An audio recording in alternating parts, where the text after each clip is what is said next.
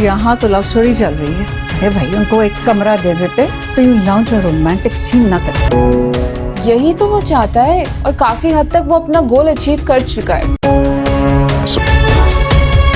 बड़े लोगों में बैठ के बड़ा थोड़ी बन जाएगा, रहेगा वो bun kebab bun. I am sorry, he is no more.